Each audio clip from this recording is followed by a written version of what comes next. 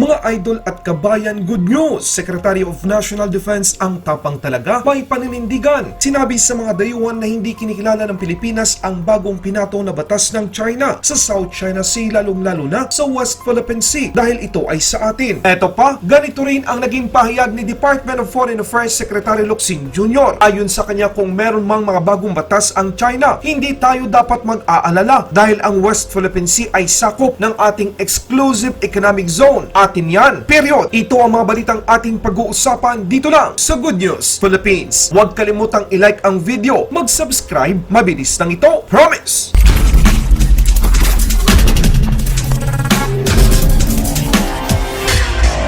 Sinabi ni Defense Secretary Lorenzana na hindi kinikilala ng Pilipinas ang bagong batas sa dagat ng China na nag-uutos sa mga dayuhang barko sa South China Sea na iulat ang kanilang detalyadong impormasyon sa China. Ayon kay Secretary of National Defense Lorenzana, ang paninindigan natin doon ay hindi natin iginagalang ang batas na iyon ng China sa loob ng West Philippine Sea dahil isinasaalang-alang natin na mayroong kaming suberanong karapatan sa loob ng karagatang to. Kaya't hindi namin kinikilala ang batas na ito ng mga inchik. Sinabi ni Secretary of National Defense Lorenzana sa kaganapan ng ika-70 anibersaryo ng Mutual Defense Treaty noong Miyerkules, ika-8 ng Setyembre. Thank you, sir. I'll give the next question to Subel Bandari, who's with Radio Free Asia and Bain Army.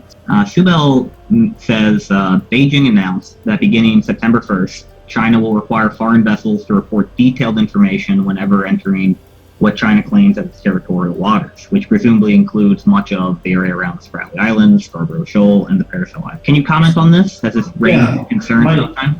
Our stand on that, Greg, is that we will not honor those laws by the Chinese within the West Philippine Sea, because we consider them as we have sovereign rights over the waters. So we will not recognize this law of Chinese. Thank you, sir. I don't imagine anybody else will either.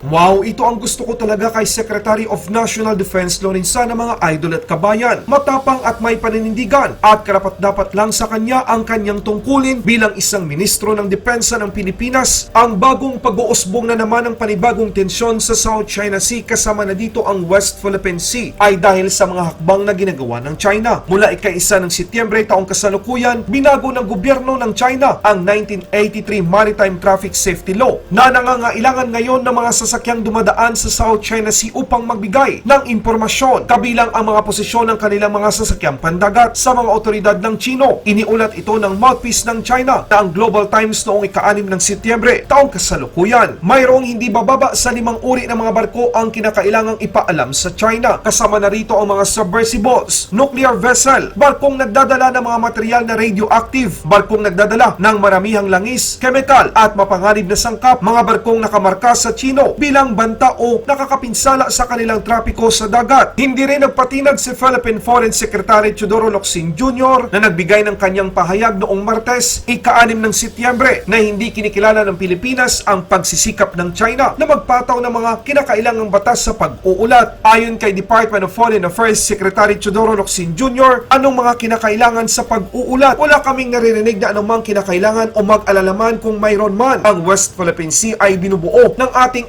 exclusive economic zone, ay atin. Period. Ganyan dapat. Kung pinipilit ng China ang kanilang pag-aangkin, dapat mas dublihin o triplehin pa natin, mga idol at kabayan, ang ating paninindigan na ang mga batas na ito ng China ay hindi kailanman kilalanin ng Pilipinas. Maraming salamat. Ang tagahatid ng balita, Good News Philippines. Mabuhay ang mga Pilipino. Mabuhay ang Pilipinas. Laban Pinas.